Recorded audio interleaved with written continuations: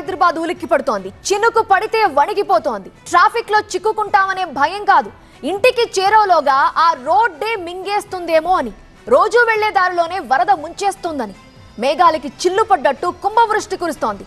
రోడ్డేదో కాలువేదో అర్థం కావట్లేదు. నగరంలో ఈ మధ్య తరచూ బలి కోరుతోంది జల ఖడ్గం. ఎక్కడో చోట వరద నీటి పాలవుతోంది నిండు ప్రాణం. బల్కంపేట అండర్ పాస్ లో విషాదం. హబీబ్ నగర్ లో మామా అల్లుళ్ళు గల్లంతు. ముషీరాబాద్ లో మరొకరి మృత్యువాత. హైదరాబాద్ వర్షాలకు ఇంకెందరు బలి. వర్షాలొస్తే మహానగరం చెరువు అవుతోంది. జనజీవనం స్తంభించిపోతోంది. కిలోమీటర్ల కొద్దీ ట్రాఫిక్ జామ్లు.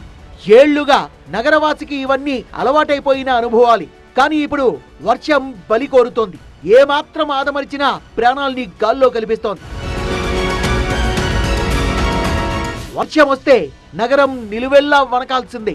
ఎడతెరిపి లేని వర్షంతో నడుంలోతు నీళ్లలో సెంటీమీటర్ల కొద్దీ వర్షంలో మునగాల్సి వస్తోంది. మురుగు కాల్వలు మృత్యుకోపాలవుతున్నాయి. నోళ్లు తెరుచుకున్న డ్రైన్లు యమభట్టుల్లా కాచుకొని కూర్చుంటున్నాయి. ఎటు అడుగు వేస్తే అదే చివరి అడుగవుతుందో అంతుపట్టడం లేదెవరికి.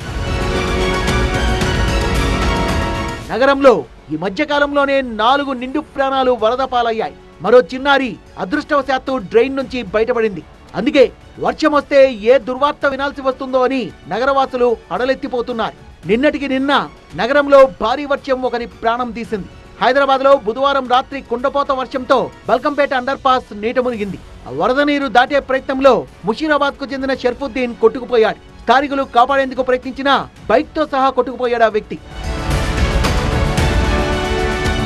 4 రోజుల క్రితం హబీబ్ నగర్ పోలీస్ స్టేషన్ పరిధిలోని అఫ్జల్ సాగర్ దగ్గర భారీ వర్షం ఇద్దరి ప్రాణాలని తీసింది. వర్షంలో రాము అనే వ్యక్తి మురికి కాలువలో పడిపోయాడు. అతన్ని కాపాడబోయిన అల్లుడు అర్జున్ కూడా నాలాలో కొట్టుకుపోయాడు. 4 రోజులుగా గాలింపు చేపట్టగా హైదరాబాద్ లో గల్లంతైన అర్జున్ మృతదేహం నల్గొండ జిల్లా వలిగొండ సమీపంలో మూసీ నదిలో లభ్యమైంది.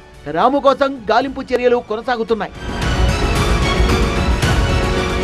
ముషీరాబాద్ లోని వినోబా నగర్ కు చెందిన 23 ఏళ్ల దినేష్ ని వర్షం బలి తీసుకుంది. ప్రైవేట్ ఉద్యోగం చేస్తున్న దినేష్ వినోబా నగర్ నాలాలో కొట్టుకుపోయాడు. స్నేహితుడి ఇంటి దగ్గర బైక్ పార్క్ చేస్తుండగా నాలా గోడ కూలడంతో దినేష్ గల్లంతయ్యాడు. ప్రేమ వివాహం చేసుకున్న దినేష్ కి 3 ఏళ్ల కుమారుడున్నాడు. రెస్క్యూ టీంలు గాలిస్తున్న దినేష్ ఆచూకీ దొరకపోవడంతో కన్నీరు మున్నీరవుతున్నారు కుటుంబ సభ్యులు.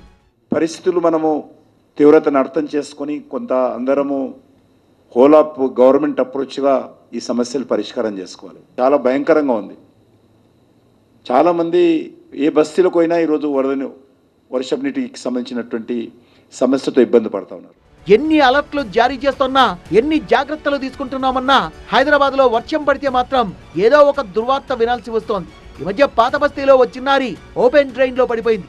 తల్లి వెంటనే స్పందించడంతో ప్రాణాలతో బయటపడింది. కొన్ని చోట్ల వర్షం మొదలవగానే డ్రైన్ల మూతలు తీసిపెట్టడం ప్రాణాంతకంగా మారుతోంది.